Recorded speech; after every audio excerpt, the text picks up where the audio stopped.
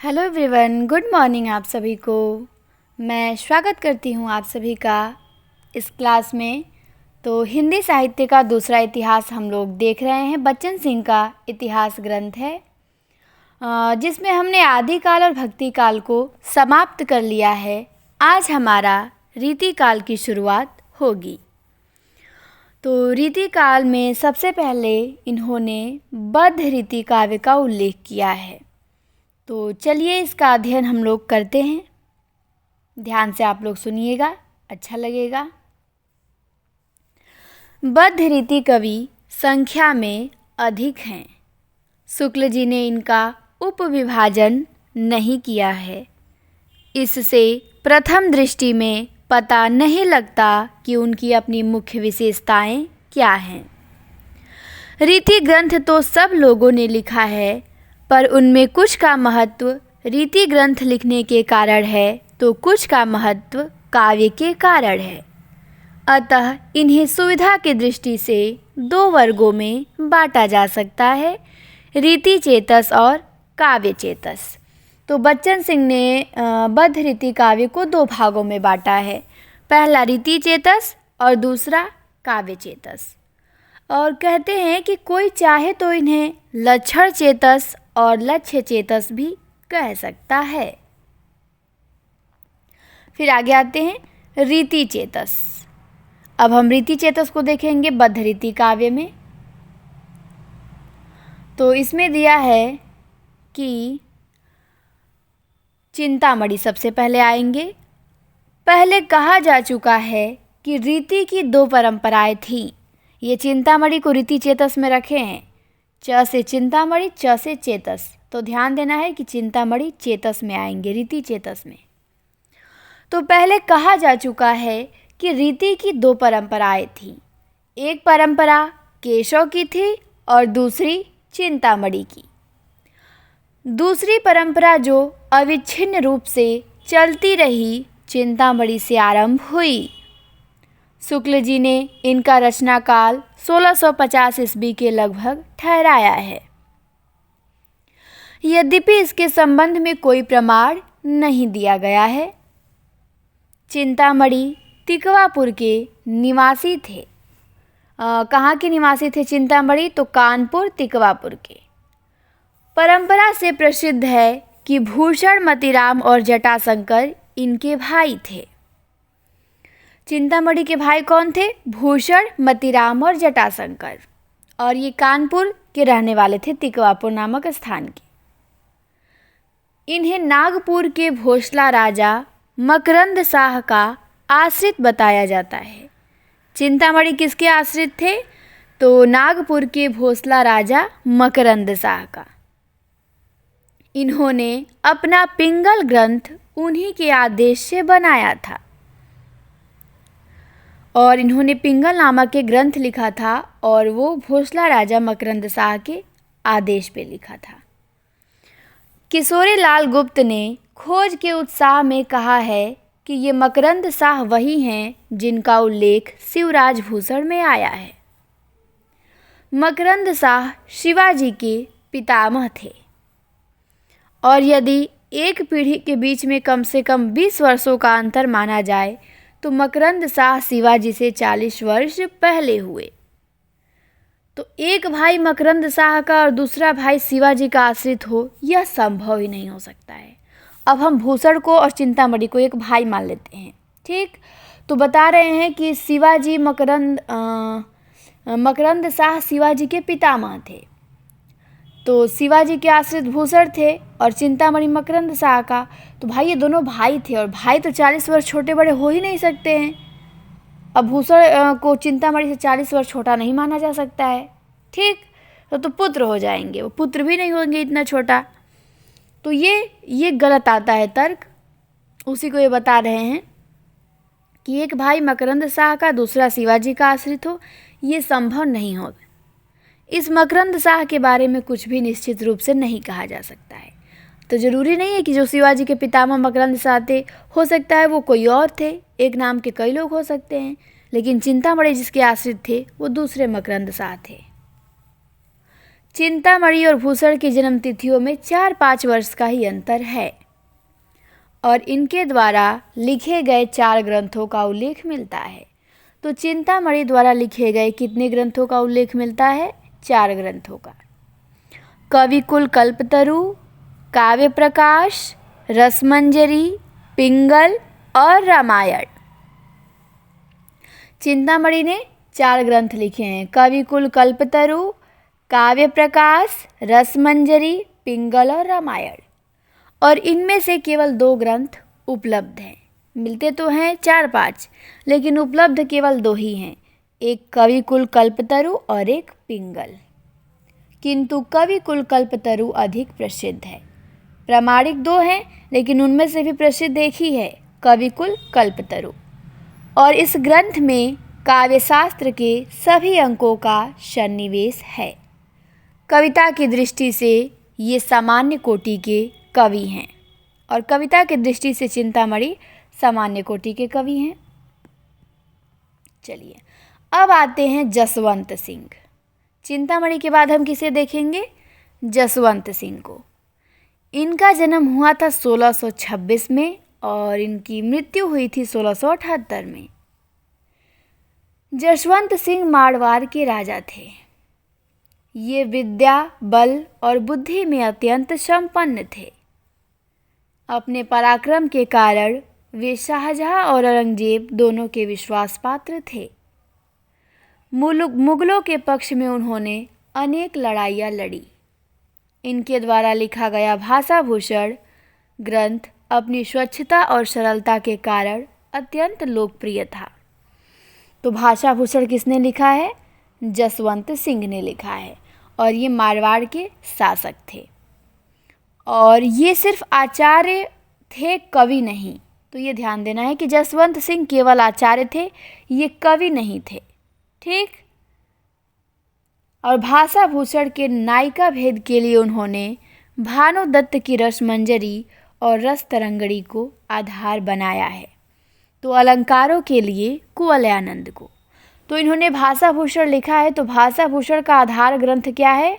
भानुदत्त की रसमंजरी है और उनका अभय दीक्षित का कुवलयानंद है। ठीक। कुवलयानंद और रसमंजरी रसतरंगड़ी भाषाभूषण का आधार ग्रंथ है। तो ये भी हमें ध्यान देना है। आगे आते हैं भिखारीदास पे। हमने चिंतामणि को देखा और जसवंत सिंह को देखा, अब देखेंगे भिखारीदास को। इनका कविता काल 1734 से 1750 तक माना जाता है। भिखारीदास इस काल के सबसे अधिक महत्वपूर्ण और प्रासंगिक आचार्य हैं। इनकी प्रासंगिकता का रहस्य संस्कृत काव्यशास्त्रों की उद्धरणी प्रस्तुत करने में नहीं है, बल्कि अपने ग्रंथों को हिंदी से संदर्भित करने में है। भिखारीदास हिंदी काव्यशास्त्र के पहले आचार्य हैं। ये महत्वपूर्ण है प्रश्न, इसे आप लोगों को ध्यान देना है कि भिखारीदास हिंदी काव्यशास्त्र के पहले आचार्य हैं। प्रश्न बनेगा कि हिंदी काव्यशास्त्र के पहले आचार्य कौन है, तो क्या बताएंगे कि भिखारीदास हैं। इन्होंने हिंदी काव्य परंपरा, भाषा, छंद, तुक आदि पर भी विचार किया है। तत्कालीन सामंती समाज की अपनी विशेषताओं का भी उद्घाटन किया है। ये प्रतापगढ़ के पास व्योंगा ग्राम के निवासी थे। भिखारीदास कहाँ के निवासी थे? प्रतापगढ़ के पास व्योंगा ग्राम के निवासी थे और प्रतापगढ़ के राजा पृथ्वी सिंह के भाई हिंदुपति सिंह के दरबारी कवि थे। तो ये प्रतापगढ़ के रहने वाले थे और हिंदुपति सिंह के दरबारी कवि थे और हिंदी काव्यशास्त्र के पहले आचार्य भिखारीदास हैं। इन्होंने अपने 7 ग्रंथों का उल्लेख किया है। ये महत्वपूर्ण है। मैंने आप लोगों से एक बार पूछा भी था ये कि भिखारीदास ने अपने कितने ग्रंथों का उल्लेख किया है? 7 ग्रंथों का उल्लेख किया है। और किस में किया है? प्रताप सोम वंशावली में। तो ये ध्यान देना है। और कौन कौन से ग्रंथ हैं? तो पहला है अमरकोश या नाम प्रकाश। अमरकोश या नाम प्रकाश क्या है इनका? पहला है। दूसरी इनकी रचना है विष्णु पुराण। और तीसरी इनकी रचना है शतरंज शतिका। और चौथी है रस सारांश। और पांचवा है छंदोर्णोपिंगल। छठवा है काव्य निर्णय। और सातवां है श्रृंगार निर्णय। तो सबसे पहले आएगा अमरकोश या नाम प्रकाश, फिर विष्णु पुराण, फिर शतरंज शतिका, फिर रस सारांश, फिर छंदार्णोपिंगल, फिर काव्य निर्णय, फिर श्रृंगार निर्णय। अमरकोश। अमरकोश संस्कृत के अमरकोश का भाषानुवाद है। इसी को अमर प्रकाश या नाम प्रकाश भी कहा गया है। विष्णु पुराण संस्कृत से हिंदी में पद्यानुवाद है। शतरंज शतिका में शतरंज की चालों का वर्णन है। और श्रृंगार निर्णय में नायिका नायक भेद वर्णित है। और रस सारांश में श्रृंगार के साथ अन्य रसों का भी समावेश किया गया है। काव्य निर्णय में शब्द शक्ति, रस, अलंकार, गुण वृत्ति, दोष आदि के संग संग हिंदी छंदों के तुकों का भी विवेचन किया गया है। और छंदोर्णों में छंदों का विस्तृत वर्णन है। तो उनकी रचनाओं में हमने देखा कि क्या क्या किसमें वर्णन किया गया है। तो हालांकि नाम ही से पता चल जाता है कि किसमें क्या वर्णन है। ठीक, चलिए आगे देखते हैं। भिखारी दास के आचार्यत्व पर शुक्ल जी ने कई आरोप लगाए हैं। पहला यह कि इन्होंने श्रीपति से बहुत कुछ लिया है।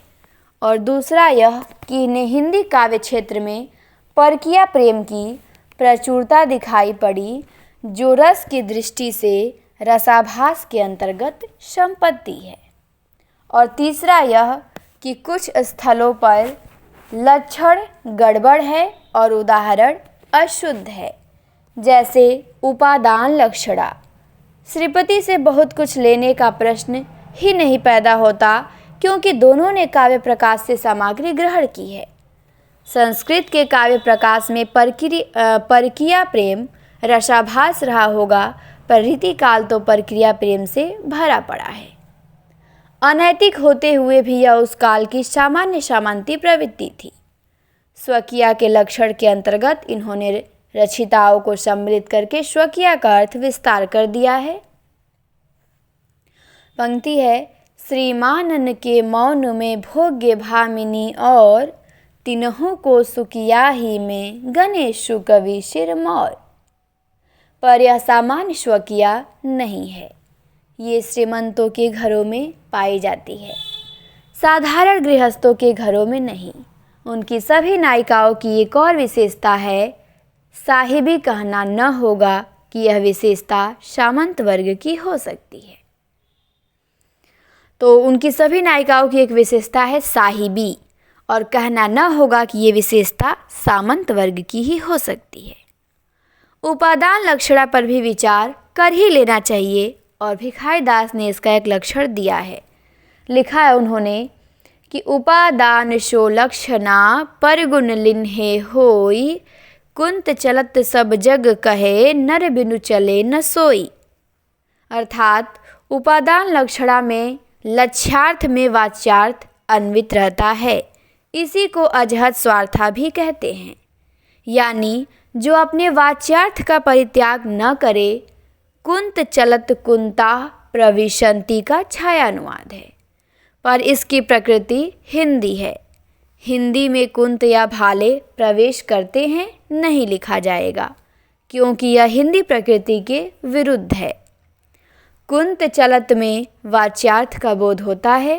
कुंत अपने आप नहीं चलते। व्यक्ति पारस्परिक झगड़े का युद्ध में कुंतों का प्रहार करते हैं। यहाँ पर भी कुंत का अर्थ कुंत धारण करने वाला ही होता है। इसी प्रकार लाठी चल रही है को भी समझना चाहिए। रीतिकाल के संबंध में लिखते समय तत्कालीन काव्य रसिकों के आचार विचार का उल्लेख प्रारंभ में किया जा चुका है, और दास ने उसे और पुष्ट कर दिया है। तो ये पंक्ति बहुत इम्पॉर्टेंट है, ये पूछी जा चुकी है, टेस्ट में तो एक बार आया था शायद ये, तो आप लोगों को ध्यान देनी है पंक्ति कि अधर मधुरता कठिनता कूच तीक्ष्णता त्योर रस कवित्त परिपक्वता जाने रसिक न और। ये यूथ में आप लोगों को मिलेगी पंक्ति। तो किसकी है ये? भिखारी दास की है। भला वह काव्य का रसिक क्या होगा जिसने अधरों के माधुर्य, कुचों के काठिन्य और त्योरियों के तीखेपन का स्वाद न लिया हो। अभिनव का सहृदय इतना भाग्यवान न था। अधिकारी छात्र विमल प्रतिभाशाली सहृदय। दास की दृष्टि अपने परिवेश, परंपरा और हिंदी साहित्य पर केंद्रित है। वे काव्य प्रयोजन बतलाते हैं। क्या है उनका काव्य प्रयोजन? उनका काव्य प्रयोजन है एक लहे तप पुंजन के फल ज्यो तुलसी अरुसूर गोसाई, एक लहे बहुसंपति के सौभूषण ज्यो बरबीर बड़ाई। एक अनिको जस ही सो प्रयोजन है रस खानी, रहीम किनाई दास कवितन की चर्चा बुद्धिवंतनि को सुखदय सब ठाई। काव्य प्रयोजन के संबंध में मम्मट की प्रसिद्ध उक्ति है काव्यम श क्षेकृते व्यवहार विदे शिवेतर क्षतये सद्यः परिनिवृत्तये कांता सम्मति तयोपदेश युजे। तप पुंजनी के फल की चर्चा भक्ति के प्रसंग में ही सार्थक है। दास ने जिस सठ भाषा का उल्लेख किया है वह मध्य युग के संस्कृत के अलंकारिकों, प्राकृत व्याकरणों और कवियों की सठ भाषा से भिन्न है। सठ भाषा शब्द रूढ़ हो गया था, पर दास ने अपने युग के अनुरूप सठ भाषा में परिगणित होने वाले नामों में परिवर्तन कर दिया। और ये पंक्ति भिखारी दास की बहुत ही महत्वपूर्ण है, इसको आप लोग ध्यान देंगे। और ये भी पूछी गई है, क्या है पंक्ति? भाषा ब्रज भाषा रुचिर कहे सुमति सब कोई, मिलय संस्कृत पारस्यो अति प्रगट जुहोई। ब्रज मागधी मिलय अमर नाग जमन भाषानी, सहज पारसी हूँ मिलय शट विधि कवित बखानी। इस सठ भाषा के केंद्र में ब्रज भाषा है और वह सुंदर भाषा है। वे क्लिष्ट संस्कृत और फारसी के हिमायती नहीं हैं। ठीक ठिकाने की ब्रज भाषा में वे ही शब्द सम्मिलित हो सकते हैं जो आत्यंतिक रूप से प्रकट हों, अर्थात व्यवहार में बोलचाल में प्रयुक्त होते हैं। मागधी का अर्थ है अवधि आदि पूर्वी बोलियाँ। अमर भाषा देव भाषा संस्कृत है और नाग भाषा का अर्थ है अपभ्रंश।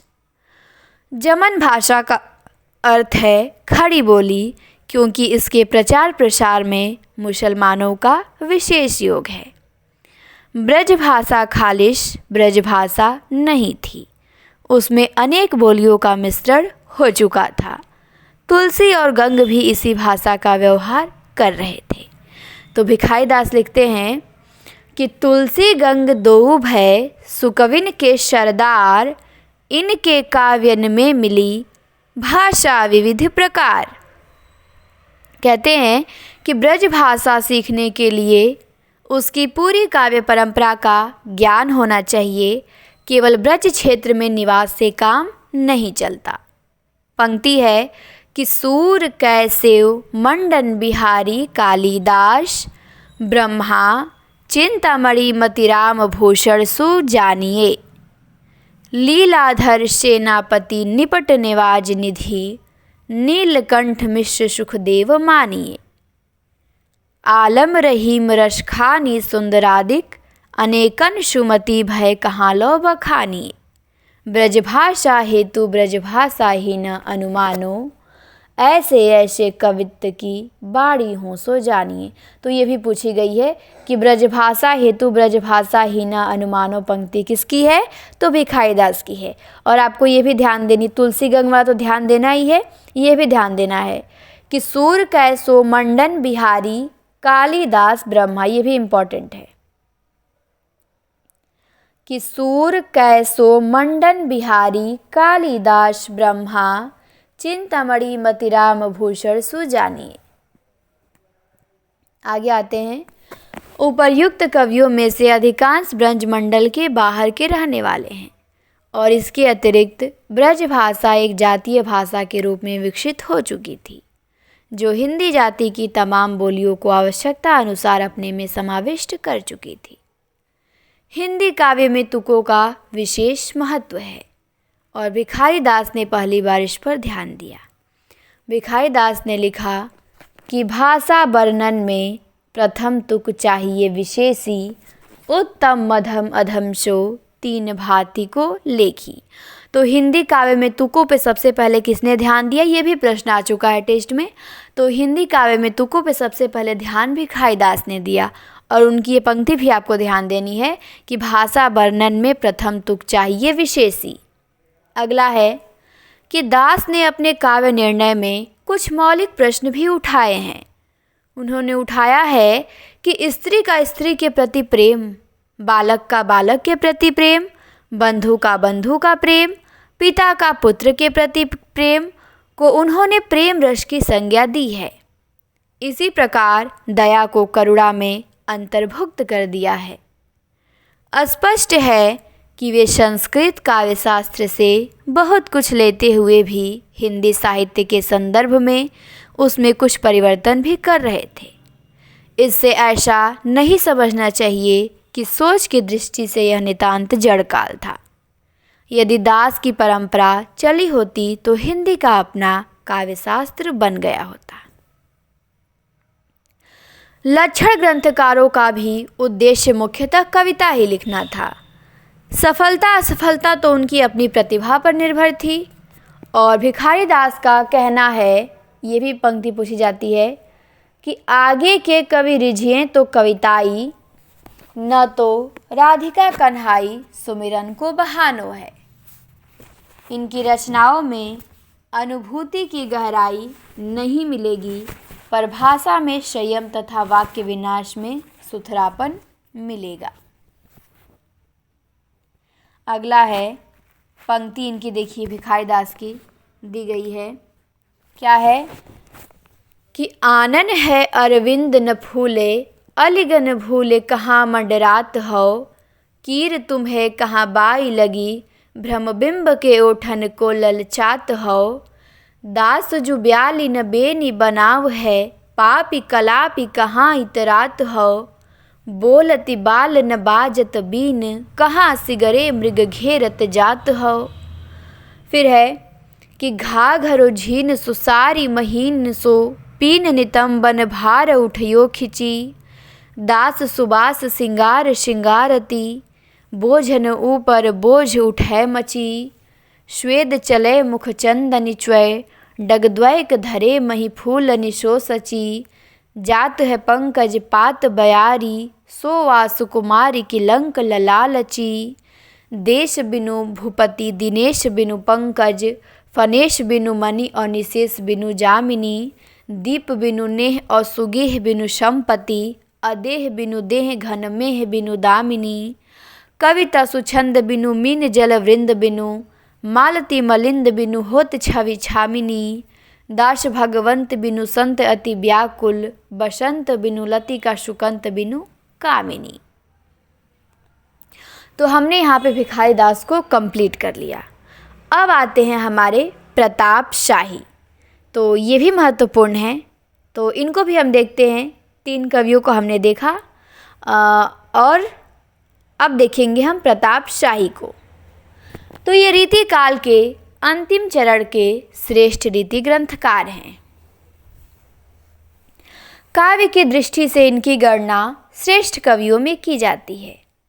ये बुंदेलखंड निवासी रत्नेश बंदीजन के पुत्र थे और चरखारी नरेश विक्रम शाही के दरबार में रहते थे।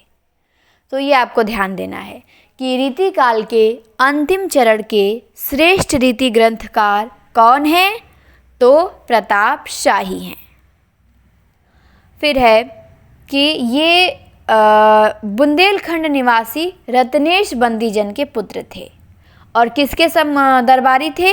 तो ये विक्रम शाही के दरबारी थे और उनका रचनाकाल 1823 से 1850 तक ठहराया जाता है। और इनकी कीर्ति का आधार व्यंग्यार्थ कौमुदी है, जो 1825 में लिखी गई है। तो व्यंग्यार्थ कौमुदी को आपको ध्यान देना है, प्रताप शाही की कीर्ति का यह आधार है। इनके अन्य ग्रंथ भी हैं, श्रृंगार शिरोमणि है, अलंकार चिंतामणि है, जयसिंह प्रकाश है, काव्य विनोद है, रसराज की टीका भी लिखे हैं और रतन चंद्रिका भी लिखे हैं। व्यंग्यार्थ कौमुदी में रीति ग्रंथकारों के प्रतिपादन का क्रम उलट दिया गया है।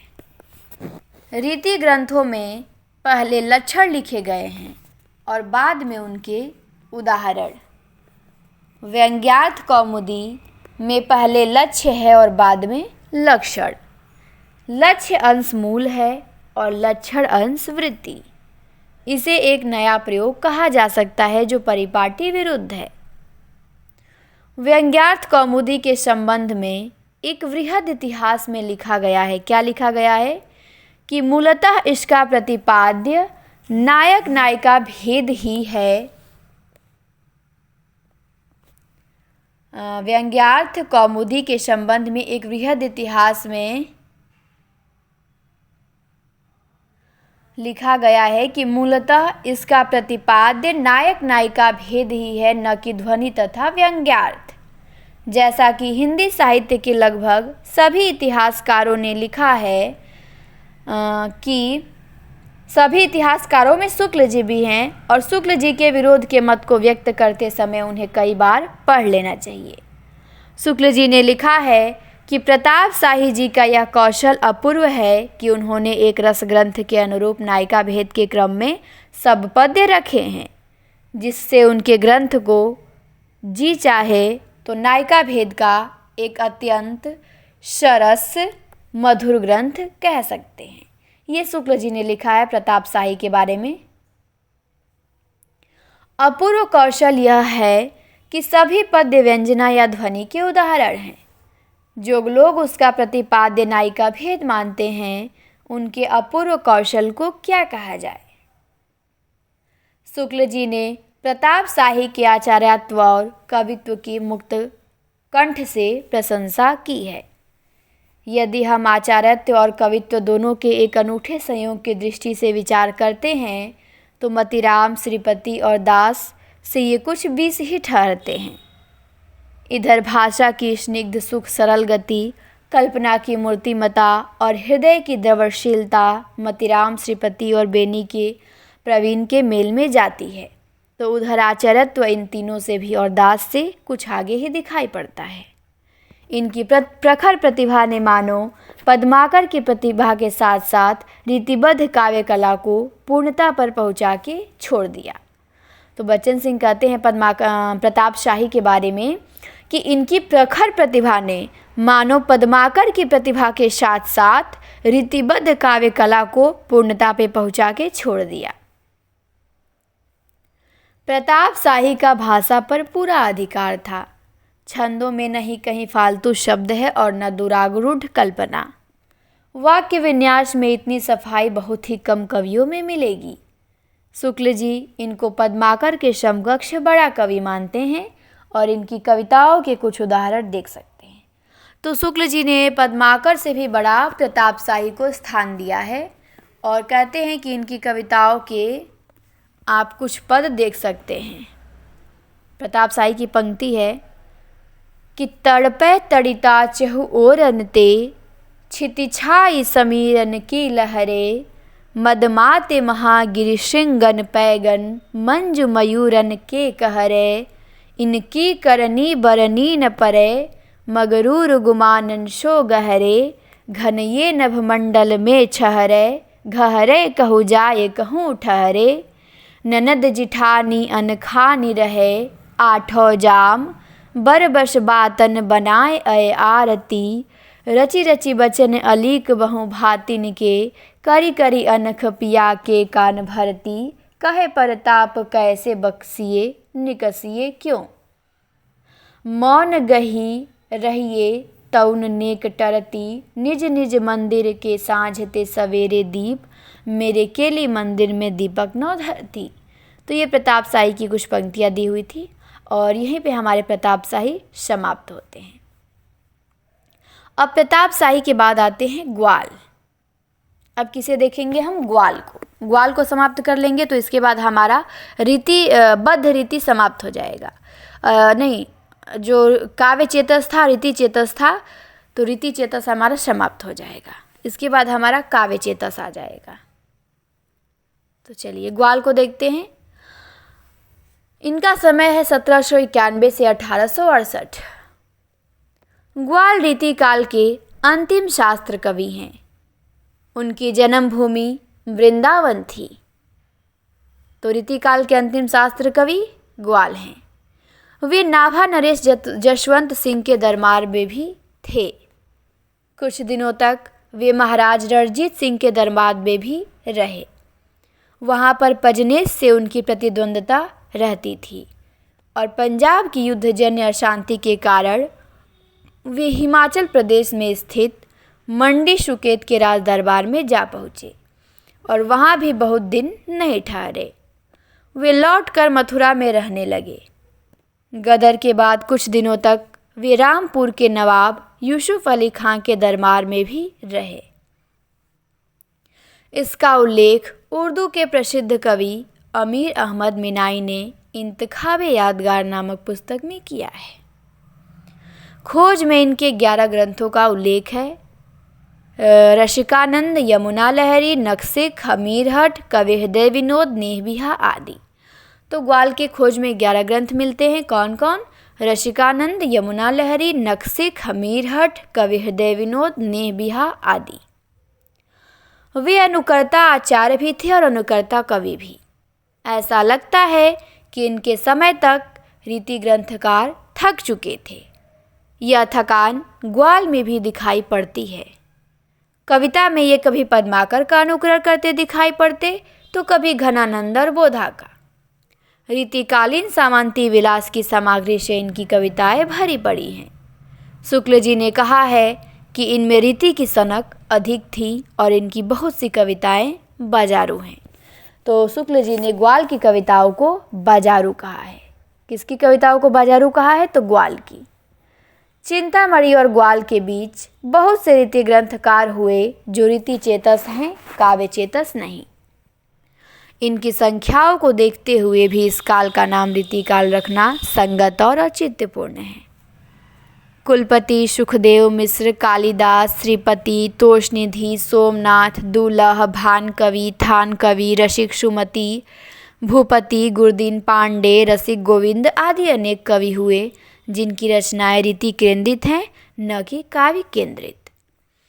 तो यहाँ पे हमारा क्या होता है? रीति चेतस समाप्त होता है और काव्य चेतस की शुरुआत होती है। बद्ध रीति काव्य को 2 भागों में बांटा है बच्चन सिंह ने, रीति चेतस और काव्य चेतस। तो अब तक हमने जितने कवियों आचार्यों को देखा है वो रीति चेतस में आते हैं।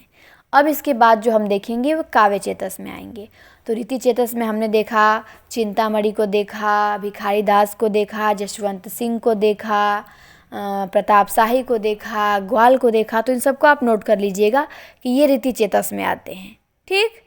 और इसके बाद हमारा अगला टॉपिक रहेगा काव्य चेतस। तो फिर हम काव्य चेतस में आने वाले कवियों को देखेंगे अगली क्लास में। इस क्लास में इतना ही। आप सभी को क्लास देखने के लिए धन्यवाद। फिर मिलते हैं हम अगली क्लास में।